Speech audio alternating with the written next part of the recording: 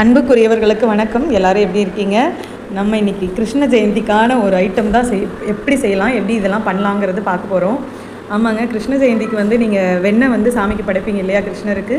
அது நம்ம வீட்டிலையே நம்ம வாங்குகிற பாலை வச்சு எப்படி செய்யலான்னு பார்க்கலாம்.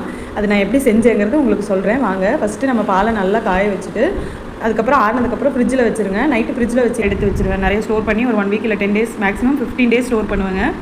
அந்த மாதிரி ஸ்டோர் பண்ணிட்டேன்னா எனக்கு ஓரளவு ஒரு 200-250 கிராம் அளவுக்கு கீ கிடைக்கும்.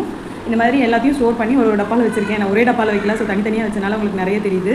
ஃபஸ்ட்டு இதை மிக்ஸி ஜாரில் மாற்றிட்டு ஓரளவுக்கு அரைச்சிருங்க, பேஸ்ட்டாக ஆயிரும். அதுக்கப்புறம் ஐஸ் வாட்டர் ஊற்றிக்கோங்க. ஐஸ் வாட்டர் ஊற்றினீங்கன்னா உங்களுக்கு வெண்ணெய் நல்லா திரண்டு இந்த மாதிரி குயிக்காக 1 or 2 மினிட்ஸ்லேயே வந்துடும்.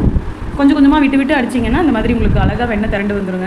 நான் ஒரு 3 வாட்டி தண்ணியில் போட்டு மாற்றி எடுத்தேங்க. அதனால தான் 3 பாத்திரம் வச்சுருக்கேன். எல்லாத்துலேயுமே ஐஸ் வாட்டர், ஐஸ் க்யூப்ஸு இதெல்லாம் போட்டிருக்கேன். ஏன்னா உங்களுக்கு அது தண்ணி கொஞ்சம் ஹீட்டாக இருந்தது அந்த மாதிரி இருந்துச்சுன்னா அந்த பட்டர் பிரிஞ்சு போயிடும். நல்லா டக்குன்னு நம்மளால் எடுக்க முடியாது. இதே ஐஸ் வாட்டரோ இல்லை ஐஸ் க்யூப்ஸோ நீங்கள் அந்த தண்ணியில் போட்டுட்டீங்க அப்படின்னா உங்களுக்கு அழகாக இந்த மாதிரி அப்படியே எடுத்துக்கலாம். பால் மாதிரி வந்துடும். சூப்பராக ஈஸியாக எடுத்துக்க முடியுங்க.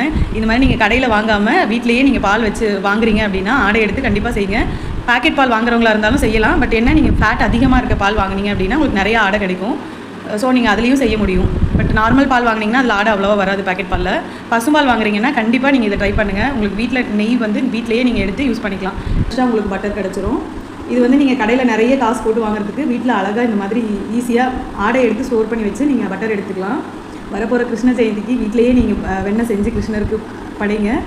அவர் ரொம்பவே திருப்தியாகி உங்களுக்கு நிறைய ஆசீர்வாதம் கொடுக்கட்டும். எல்லாருக்கும் இந்த வீடியோ பார்த்தவங்களுக்கு எல்லாத்துக்கும் கிருஷ்ண ஜெயந்தி வாழ்த்துக்கள். வீடியோ பிடிச்சிருந்தா லைக் பண்ணுங்கள், மறக்காமல் சப்ஸ்கிரைப் பண்ணிடுங்க.